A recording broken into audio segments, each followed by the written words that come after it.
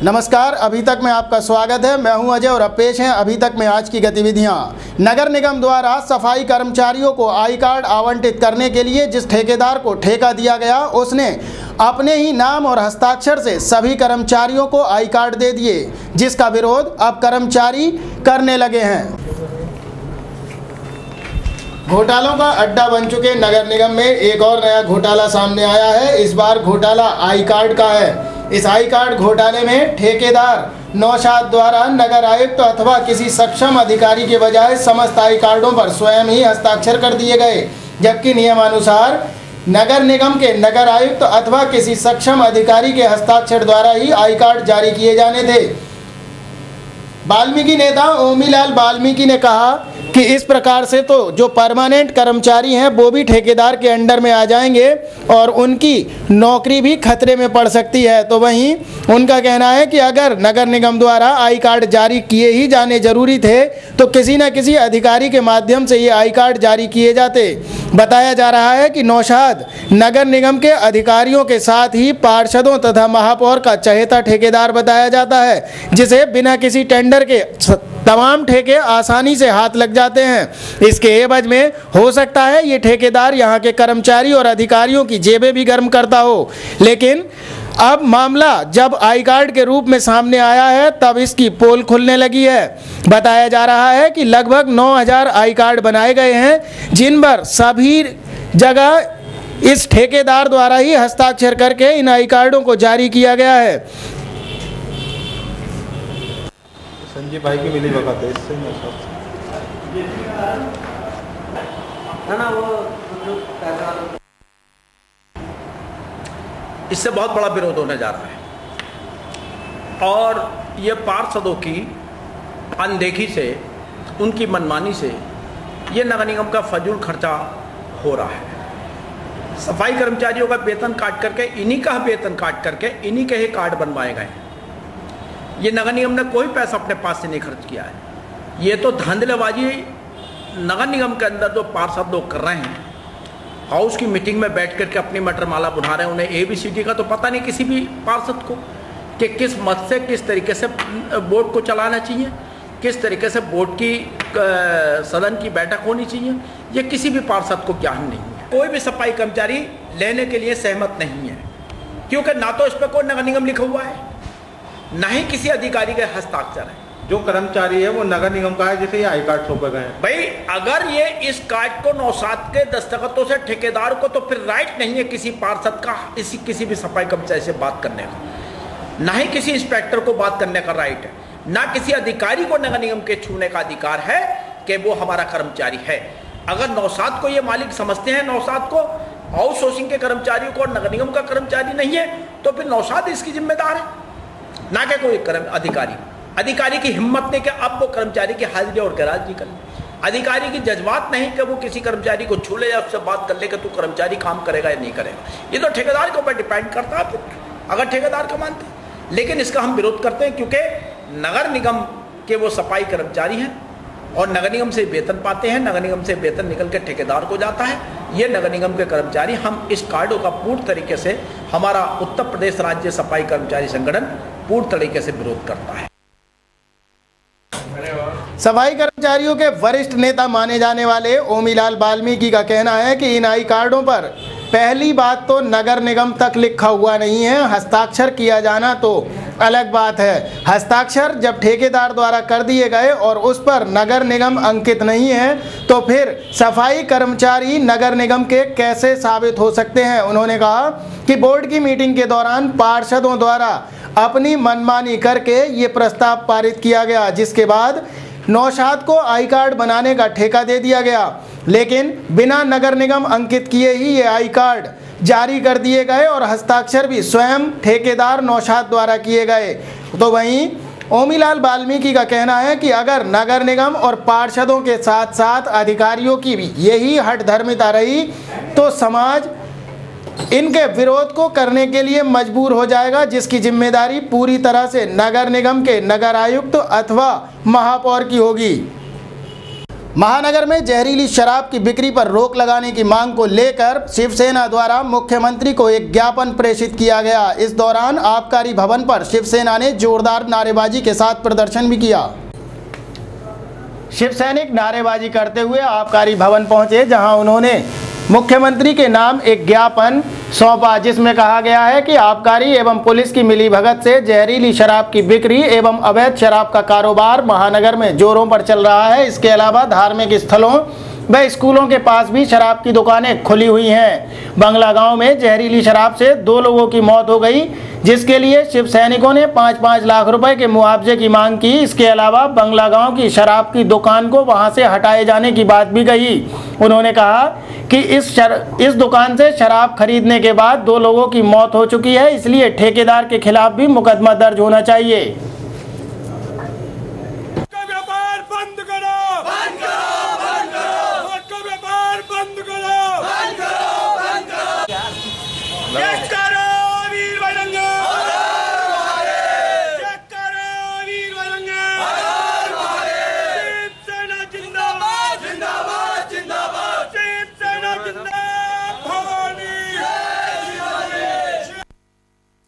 शराब पीने से 2 लोगों की मौत हुई। इसके संबंध में डीओ महोदय व हम लोग शिवसेना की जिला इकाई द्वारा एक ज्ञापन दिया गया, जिसमें मुख्य रूप से हम लोगों की मांग यही है कि उन लोगों के जो ठेकेदार हैं, देसी ठेकेदार हैं, उन लोगों पर कड़ी कार्रवाई और इस प्रकरण की पूरी जाँच और उन लोगों को सरकार द्वारा तो मुआवजा दिया जा रहा है, लेकिन जो देसी ठेकेदार हैं उनके द्वारा और आबकारी विभाग द्वारा भी उनको मुआवजा दिया जाए और शहर में विभिन्न जगह पर जो कच्ची शराब का अवैध व्यापार चल रहा है उसको जल्द से जल्द कार्रवाई करके बंद किया जाए। जय भवानी जय शिवाजी जय। तो उसको लेकर आज आपसे यहाँ पर आबकारी भवन में क्या किया?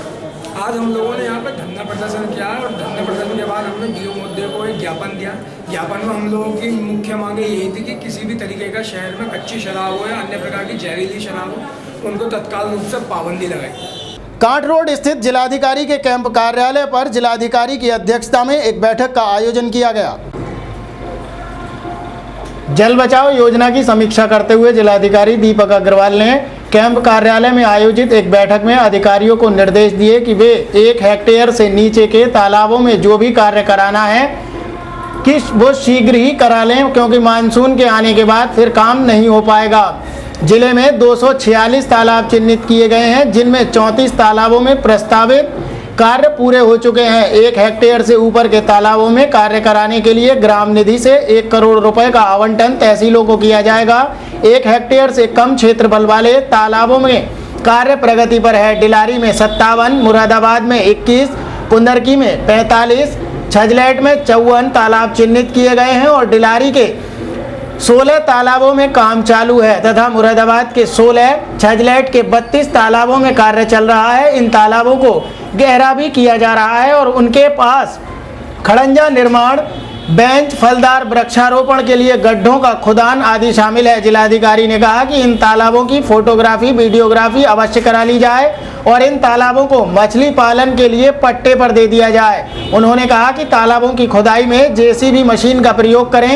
1 हेक्टेयर के तालाब में 1 मीटर की खुदाई होने से 10,000 टन पानी जमीन में संचित हो जाता है। उन्होंने कहा कि जो बड़े तालाब हैं उनका एस्टीमेट बना लिया जाए और मानसून के बाद उन सभी पर कार्य शुरू करा दिया जाए। बैठक में मुख्य विकास अधिकारी फैसल आफ्ताब, एसडीएम मुरादाबाद मुकेश कुमार चंद्र तथा विकासखंड अधिकारी एसडीएम कांट अभिषेक सिंह, संयुक्त मजिस्ट्रेट गौरंग राठी आदि उपस्थित थे। आईकैफ्ट द्वारा नवीन नगर शाखा पर एक प्रदर्शनी का आयोजन किया गया, जिसमें बड़ी संख्या में लोगों ने पहुंचकर वहां की छात्राओं द्वारा तैयार किए गए कपड़ों की तारीफ की। Institute of computer art fashion design की प्रदर्शनी का उद्घाटन आईकैफ्ट के एमडी नीरज गुप्ता द्वारा किया गया। नीरज गुप्ता ने बताया कि हमने इस वर्ष 2 नए course advance fashion sketching 1 year तथा कंप्यूटराइज्ड फैशन डिज़ाइन 1 ईयर को प्रारंभ कर दिया है। इन कोर्सों को करने के पश्चात विद्यार्थियों की प्रतिभा में निखार आएगा और उन्हें अच्छी जॉब मिलने में सहायता मिलेगी। प्रदर्शनी इंस्टीट्यूट की दूसरी शाखा दीनदयाल नगर BM 40 निकट पीयूष चावला की कोठी पर चलेगी। ये प्रदर्शनी 30 जून 2015 तक सुबह 10 बजे से शाम 7 बजे तक रहेगी तथा प्रदर्शनी में कोई भी एंट्री फीस नहीं होगी। प्रदर्शनी में कैजुअल वियर, पार्टी वियर के साथ साथ ड्रेसेज, टेक्सटाइल की कारीगरी देखने लायक थी। टेक्सटाइल, बेडशीट आदि भी यहाँ पर सभी को प्रभावित करती हुई नजर आई। प्रदर्शनी के समायोजन में फैशन डिजाइनर पूनम गुप्ता, रति धवन, नेहा अनवर, निर्भय गुप्ता, ऋचा कोहली का विशेष योगदान रहा। प्रदर्शनी में फैशन डिजाइनिंग इंस्टीट्यूट ICAFT की तमाम विद्यार्थियों ने भी हिस्सा लिया, जिनमें कल्पना, उमा, प्रीति, श्वेता, स्वाति, सरिता, शिवा, प्रियांशी, पूजा, वरीदा, अनमोल, साक्षी आदि भी मुख्य रूप से मौजूद थीं।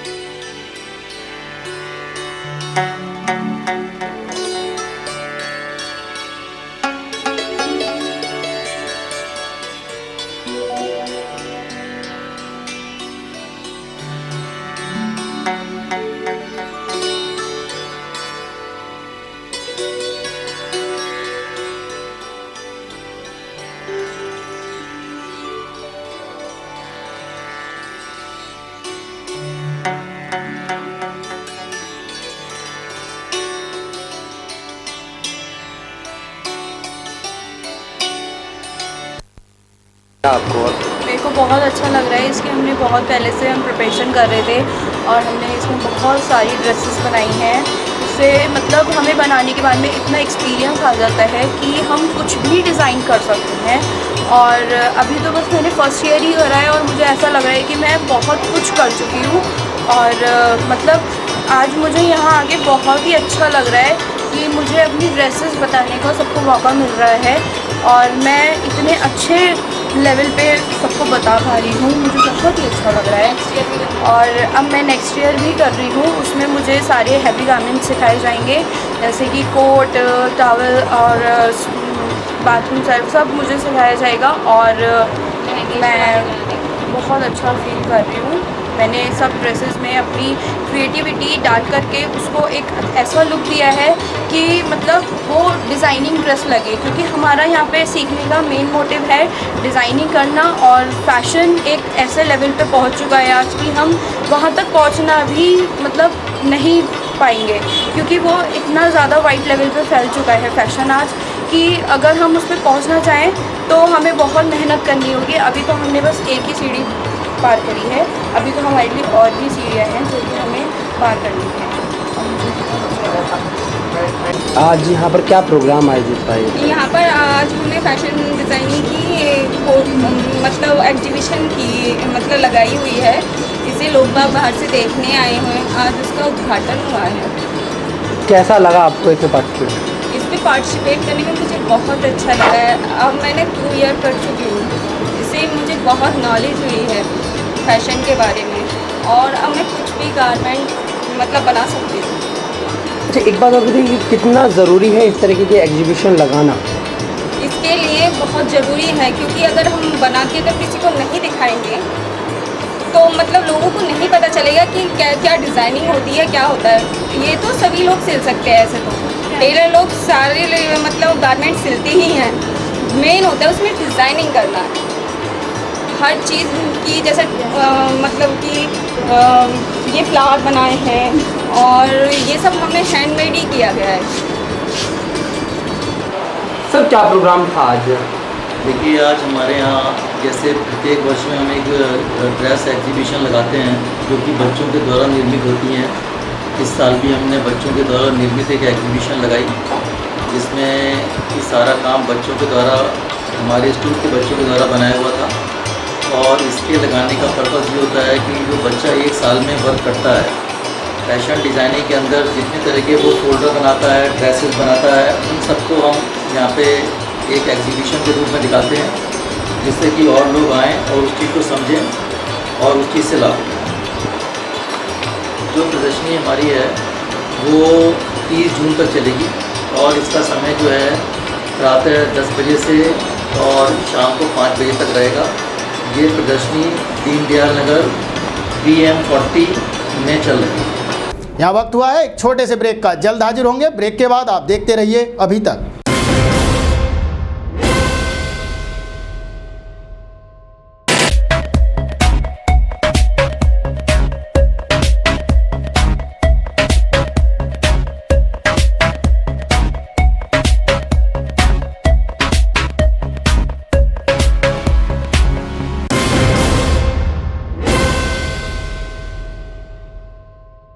कुछ लोगों ने कलेक्ट्रेट पहुंचकर गौवंशीय पशुओं की हत्या एवं तस्करी रोकने के लिए जोरदार नारेबाजी करके प्रदर्शन किया।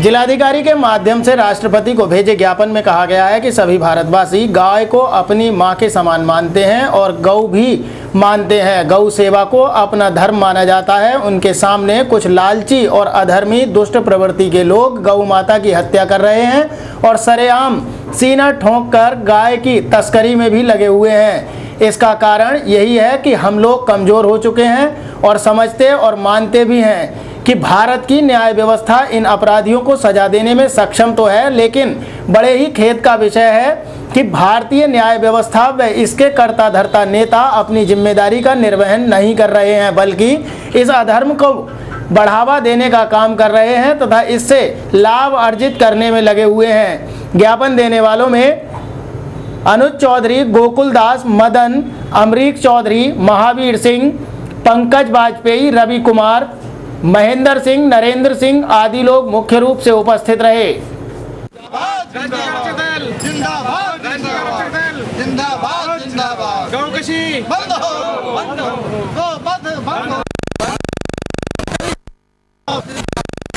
के विरोध में उसका निंदा प्रस्ताव लेकर के आए, राष्ट्रपति महोदय को ज्ञापन दिया है डीएम साहब के माध्यम से।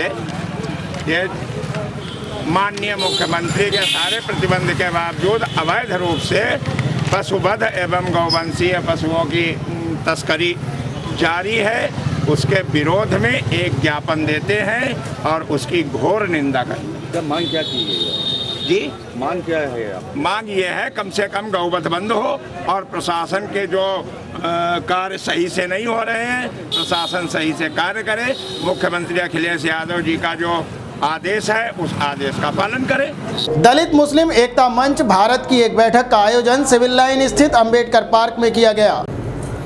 दलित मुस्लिम एकता मंच की बैठक अंबेडकर पार्क सिविल लाइन में संपन्न हुई। बैठक की अध्यक्षता वरिष्ठ उपाध्यक्ष मोहम्मद असलम अलवी तथा संचालन राष्ट्रीय मुख्य महासचिव कुलदीप सिंह ने किया। बैठक को संबोधित करते हुए राष्ट्रीय अध्यक्ष फकीर चंद नागवंशी ने कहा कि दलित पिछड़ों मुस्लिम समाज का सामाजिक संगठन दलित मुस्लिम एकता दल ही है जो सर्व समाज को साथ लेकर चल रहा है। वो इन सभी की लड़ाई लड़के उन्हें न्याय दिलवाने के लिए बनाया गया है। नागवंशी ने कहा कि दलित वही है जो गरीब है, जिसकी कोई सुनवाई नहीं होती, जिन्हें हक नहीं मिल पा रहा। दलित किसी विशेष जाति से संबंध नहीं रखता, दलित किसी भी समाज से हो सकता है, वो गरीब हो। संगठन शीघ्र ही दलित मुस्लिम पिछड़ी अन्य समाज में गरीब परिवार जिनकी आर्थिक स्थिति सही नहीं है उनकी लड़कियों की शादी एवं निकाह भी करवाएगा तथा अन्य कार्य पर भी विचार किया गया तथा मंच का जनाधार बढ़ाए जाने पर पदाधिकारियों की नियुक्ति भी की गई। मुरादाबाद के लिए जिला प्रभारी के रूप में किरण किभोर, मुरादाबाद जिला अध्यक्ष के रूप में सुरेश कुमार, बिजनौर जिला प्रभारी सोनू, जिला उपाध्यक्ष शुभम सिंह तथा युवा जिला अध्यक्ष लव नागवंशी, युवा जिला महासचिव रंजीत सिंह व युवा जिला उपाध्यक्ष अतुल कश्यप, सोनू सैनी आदि को भी मनोनीत किया गया। बैठक में सतीश, नरेंद्र, विजय, तिलक सिंह, हरिओम आदि मुख्य रूप से उपस्थित रहे।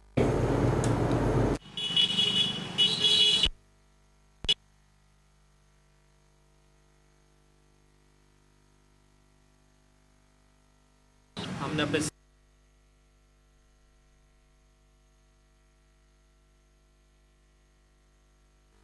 बनाई है। हमारे संगठन को बढ़ाने के लिए हमने एक सिस्टम बनाया कि हमने जो दलित और मुस्लिम समाज की गरीब लड़कियां हैं जिनकी शादियों में परेशानी पड़ती है उनकी हम शादी कराने का निर्णय लिया गया, प्रस्ताव पास किया गया कि लड़कियों की शादी 1 साल के अंदर करानी है।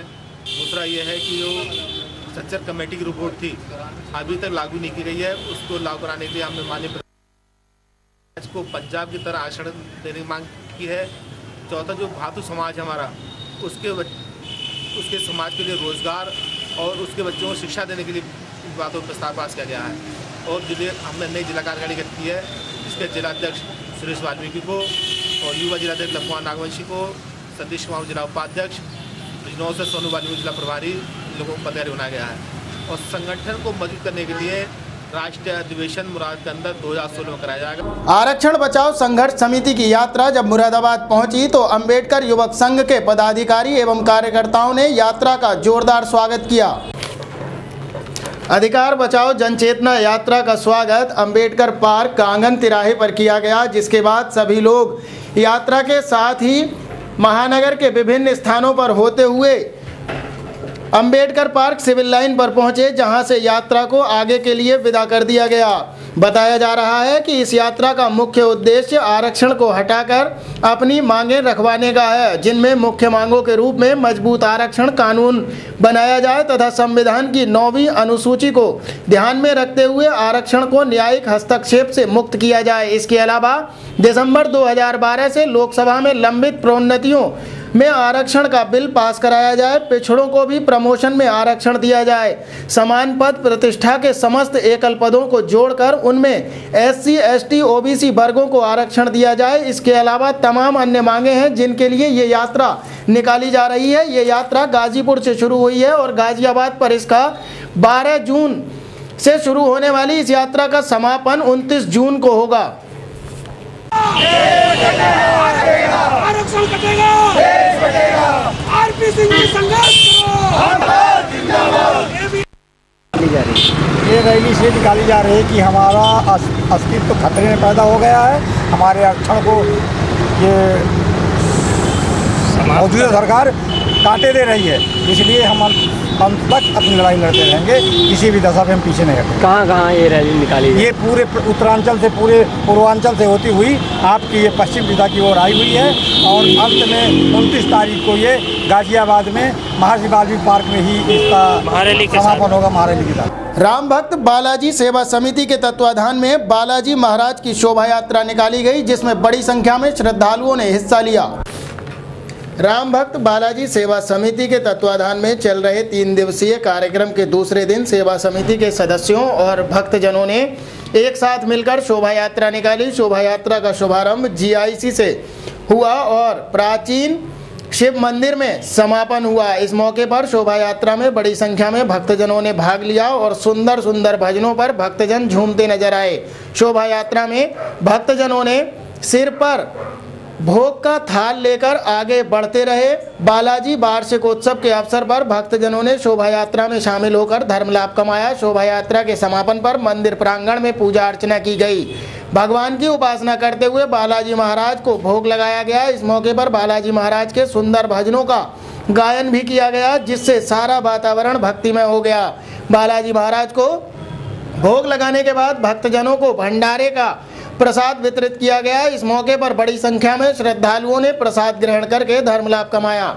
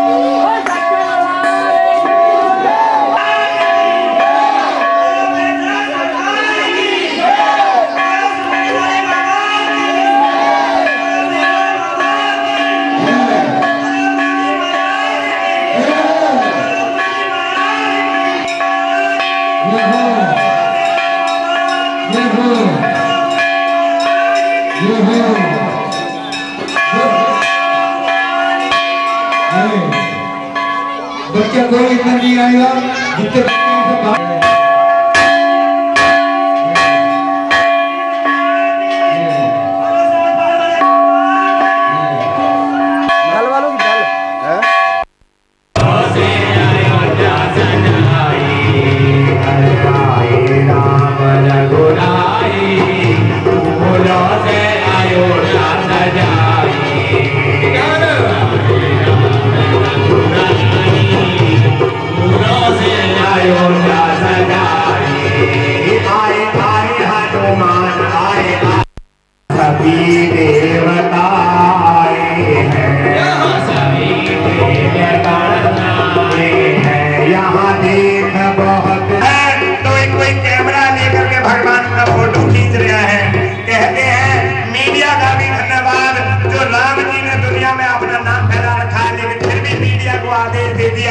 कि जाओ मेरा फोटो खींच करके जो मेरे भक्त नहीं आ पाए हैं मंदिर में उनको भी दर्शन करा दो, बाबा का ध्यान उन्हें भी करा दो।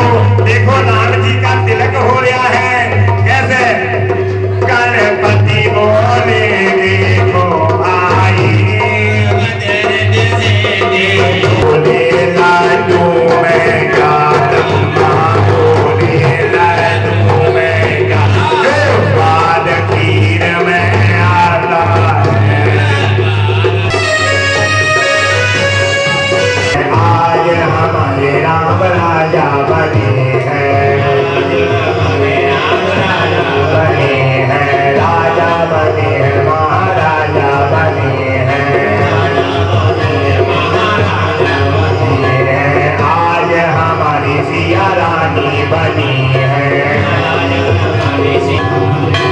बिलारी के ब्लॉक कार्यालय पर बीडीसी सदस्यों की एक बैठक का आयोजन किया गया, जिसमें तमाम विकास के मुद्दों पर चर्चा की गई।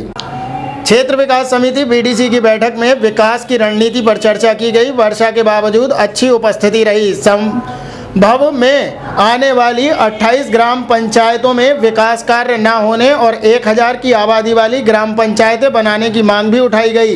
बैठक की अध्यक्षता करते हुए ब्लॉक प्रमुख राधिका यादव बोली कि सभी गांवों में निष्पक्ष रूप से विकास के कार्य हमारा लक्ष्य है। अपने विकास कार्य सभी सदस्य बता दें और जल्द ही वो पूरे करा दिए जाएंगे। विधायक प्रतिनिधि मोहम्मद फहीम बोले कि बिलारी को आदर्श ब्लॉक और आदर्श विधानसभा क्षेत्र बनाने का हमारा प्रयास है। उन्होंने सपा सरकार की तमाम उपलब्धियां गिनाई। प्रधान एवं बीडीसी सदस्यों से सहयोग का आह्वान भी किया। जिला सहकारी बैंक के चेयरमैन राजेश यादव बोले कि सपा सरकार पंचायतों को मजबूत कर रही है। पंचायत प्रतिनिधियों का मानदेय बढ़ाया गया है। इसके लिए मुख्यमंत्री के नाम धन्यवाद प्रस्ताव पारित किया गया। उन्होंने महिलाओं को आगे लाने पर भी जोर दिया, साथ ही बेटी बचाओ बेटी पढ़ाओ पर भी बल दिया। ब्लॉक प्रमुख राधिका यादव ने एलडीबी के मंडल डायरेक्टर बनने और डीसीबी चेयरमैन राजेश यादव के सहकारी संस्था के राष्ट्रीय उपाध्यक्ष बनने पर सदन को बधाई दी। पहली बार मैं आज बीडीसी की बैठक में आया हूँ, ये मेरे लिए भी बहुत बड़ी बात है। बस मैं एक बात बताना चलूँ जमीनी तौर पर, जिस तरीके से ब्लॉक बिलारी का विकास हुआ है, जिस तरीके से चाची ने अपने आप को यहाँ पर प्रपोज किया है यकीनी तौर पर, इसके लिए आप भी मुबारकबाद हैं और आपसे ज़्यादा हमारी चाची पर मुझे मुबारकबाद है। ऐसी तकलीफ तो भूल नहीं सकता आदमी, लेकिन ये महीना इतना बढ़िया महीना है, रमजान का महीना है, ये पवित्र महीना किसी शर्त पे भी संभल में ना जाए, ये हमारा प्रयास था। और क्षेत्र पंचायत की बैठक में भी प्रस्ताव पास हुआ था, रामवीर सिंह मौजूद थे, सत्ताल जी मौजूद। बिलारी में रमजान के महीने में भी बिजली लोगों को काफ़ी परेशान कर रही है, जिसको लेकर लोगों ने उप जिलाधिकारी से शिकायत की और बिजली व्यवस्था सुधार कराने की मांग की। नगर में बिजली की ट्रिपिंग और लो वोल्टेज की समस्या बनी हुई है। इससे अन्य लोगों के साथ साथ रोजेदारों को भी भारी परेशानी का सामना करना पड़ रहा है। इधर अस्पताल रोड का ट्रांसफार्मर 3 दिन से फूका पड़ा है। शुक्रवार को कफील अहमद के नेतृत्व में इस क्षेत्र के रोजेदार एसडीएम संतोष बहादुर सिंह से मिले और समस्याओं को लेकर ज्ञापन सौंपा। कहा गया है कि मोहल्ला बाजार में जूनियर हाई स्कूल के आसपास लो वोल्टेज की समस्या बनी हुई है तथा अस्पताल रोड की विद्युत लाइन काफ़ी जर्जर होने के कारण टूटती जा रही है। बंच केबल में जोड़ लगाकर काम चलाया जा रहा है। ऐसी लाइन को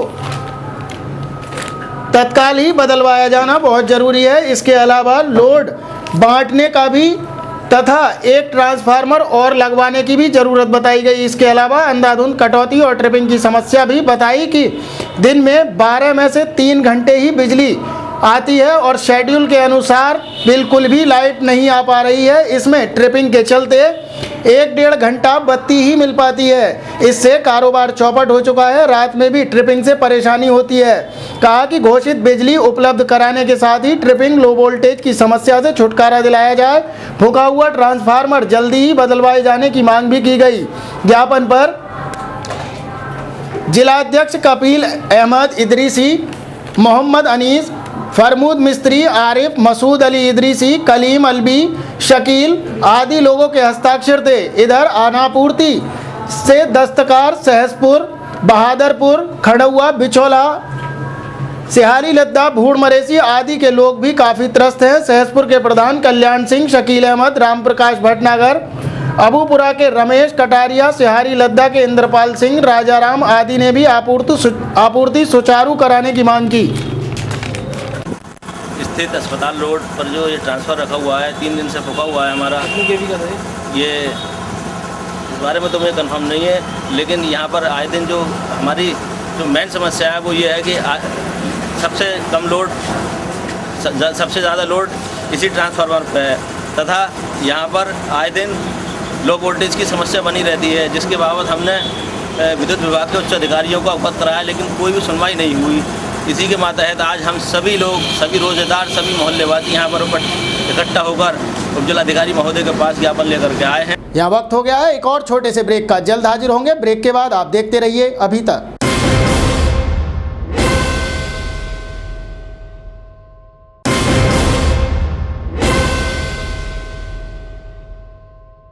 ब्रेक के बाद एक बार फिर से अभी तक में आपका स्वागत है।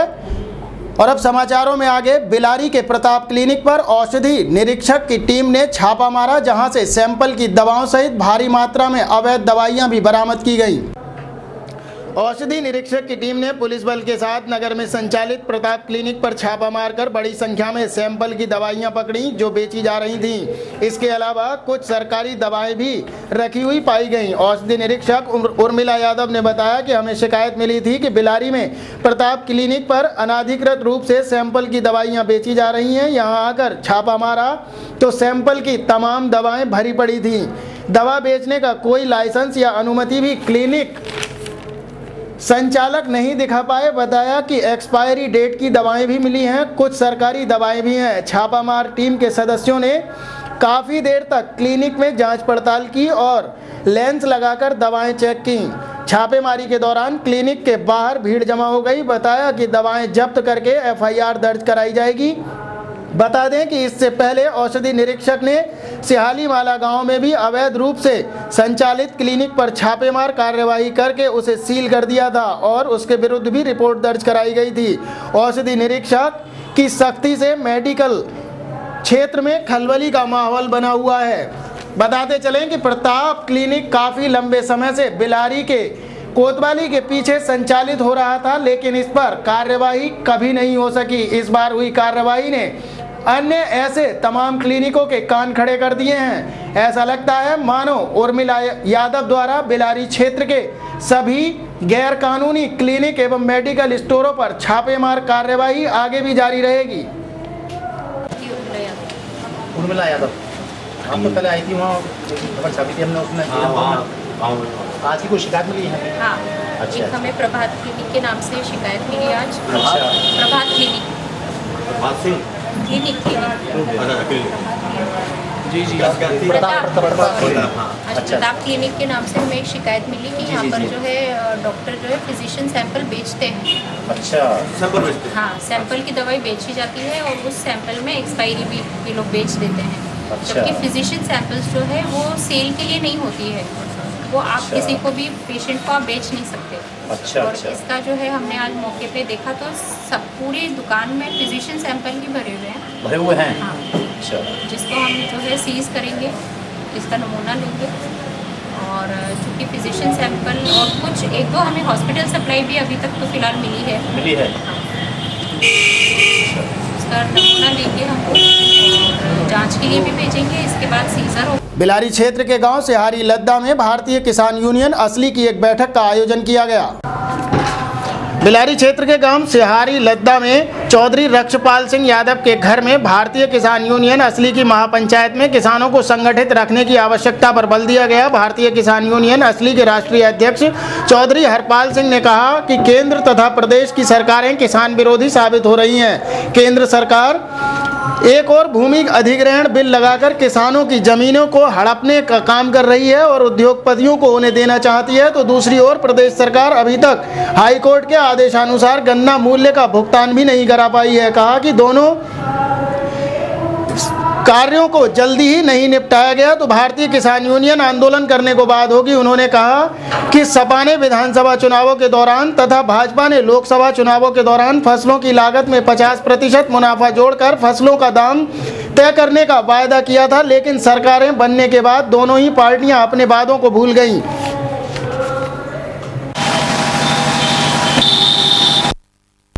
बुलाना पड़ा, इसका मतलब साफ है, सरकार के लिए साफ नहीं है और वो देख के बहुत किसी को जरूर देना चाहिए और हर कीमत को देने की कोशिश करेगी। तो अपनी रणनीति बना रहे हैं पूरे देश में, गाँव जाकर किसानों को बता कि आपकी एमसी ने कानून सरकार लेके आ रही है और किस तरीके से सरकार को कानून बात किया जाए, लड़ाई लड़ेगी। तो मुद्दा ये था, दूसरा मुद्दा है गन्ना भुगतान का। हमारी बिलारी फैक्ट्री है जो हमारा ग्रुप है मुराबाद मंडल में, इस पर सोचा बकाया है।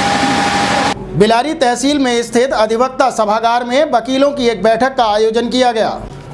अब वकालत करना भी आसान नहीं होगा। 5 साल पुराने वकीलों को प्रति 5 वर्ष बाद नेट की तरह से ही एक परीक्षा देनी होगी जो बार काउंसिल ऑफ इंडिया द्वारा आयोजित की जाएगी। इस विषय पर तहसील बार एसोसिएशन की बैठक बुलाई गई, जिसमें अध्यक्ष हरिदर्शन गुप्ता एवं संरक्षक राम कुमार सिंह यादव ने बार काउंसिल यूपी के अध्यक्ष अब्दुल रज्जाक खां का पत्र पढ़कर सुनाया, जो समस्त बार एसोसिएशन के अध्यक्ष और मंत्री के नाम से संबोधित है, जिसमें कहा गया है कि बार काउंसिल ऑफ इंडिया ने संपूर्ण भारतवर्ष में 5 वर्ष के अंतराल पर अधिवक्ताओं का पंजीकरण एवं नवीनीकरण अनिवार्य कर दिया है। जो अधिवक्ता अपने पंजीकरण का नवीनीकरण 15 दिसंबर 2015 तक नहीं कराएंगे उनका नाम स्टेट रोल से हटा दिया जाएगा तथा इसके अलावा विधि व्यवस्था का अधिकार समाप्त कर दिया जाएगा। बताया कि इसका फॉर्म बार काउंसिल प्रदेश कार्यालय में 5 रुपये के मूल्य पर उपलब्ध है। अध्यक्ष ने यह भी बताया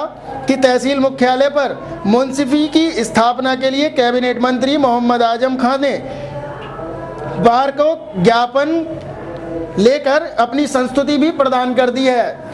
इस दौरान प्रमुख सचिव न्यायालय को भी पत्र दिया गया है। आजम खान ने इस आशय का पत्र बार अध्यक्ष को भी भेजा है। बैठक में हरिदर्शन गुप्ता, राम कुमार सिंह यादव, आफाक हुसैन, BS माथुर, आसिफ कमाल, प्रमोद शर्मा, शराफत हुसैन, इश्तियाक हुसैन, भारत सिंह यादव, सुनील कुमार, परमजीत सिंह, रेहान पाशा आदि ने भी बैठक में हिस्सा लिया। हमारे अध्यक्ष महोदय की अध्यक्षता में हरिदर्शन गुप्ता की अध्यक्षता में बुलाई गई है। एक लेटर जो मेरे सामने है इस वक्त, ये है अध्यक्ष जिला बार काउंसिल ऑफ इंडिया के एक लेटर है। इसको संदर्भित करते हुए उत्तर प्रदेश के बार काउंसिल के अध्यक्ष द्वारा हस्ताक्षरित ये लेटर है। इसमें ये कहा गया है कि बार काउंसिल ऑफ इंडिया के रूल 5A में 5/2015 में वर्णित सेक्शन 49(1) AG 49(AH) 49(1) जितने भी हैं उन सब उनको जो है ये फार्म भर के देना है। बिलारी क्षेत्र में भारी बरसात के बाद रास्तों पर कीचड़ जमा हो गई है, लेकिन नगरपालिका द्वारा इसकी सफाई का कार्य पूरा नहीं कराया गया। गुरुवार को ही झमाझम मानसून की वर्षा से नगर में पानी ही पानी हो गया। गर्मी के सताए युवाओं ने वर्षा में नहाकर लुत्फ उठाया। साइकिल और बाइकों पर सवार होकर युवाओं की टोलियां मौज मस्ती लेती दिखाई दी। वर्षा ने नगरपालिका की पानी निकासी व्यवस्था की पोल खोल कर रख दी। कोतवाली परिसर एवं आवासों में पानी भर गया। पैंठ रोड, नई सड़क, सर्राफा रोड पर भी पानी भर गया और सभी सड़कें पानी में डूब गईं। गन्ना समिति परिसर, राजकीय चिकित्सालय सहसपुर में भी पानी भर गया। सहसपुर में हाईवे पानी में डूब गया। नगर की दुकानों में भी बरसाती पानी घुस गया। उधर नगर पालिका द्वारा नालों की सफाई का अभियान चलाया जा रहा है। वर्षा ने उसे भी रोक दिया। नई सड़क आदि अन्य स्थानों पर नाले की सिल्ट फिर से नालों में चली गई। सफाई अभियान देर से चलाने पर दुकानदारों में रोष है। एक बार पानी भरने पर काफ़ी देर बाद पानी निकल पाता है। इधर सहसपुर में ब्लॉक के बगल में गमादेवत तक जाने वाली टूटी हुई सड़क भी नदी में तब्दील हो गई। इस दौरान डॉक्टर अयूब अंसारी, पूर्व प्रधान डॉक्टर बीरबल, बीनू भाई, डॉक्टर VK श्रोती आदि ने सड़क बनवाकर नाले को सुचारू कराने की मांग की है। ये जो नई सड़क पे सिल्ट फैली हुई है, इसका क्या कारण है? ये 1 माह से हमारे बिलारी नगर में सफाई अभियान चला रखा है ठेकेदारों ने। नालों की सफाई जो सिल्ट निकाली जाती है, इसके द्वारा बरसात में मानसून में जो नाले में पानी जगह नहीं बन पाती है, वो पूरी तरह से पानी को जगह मिल सकती है।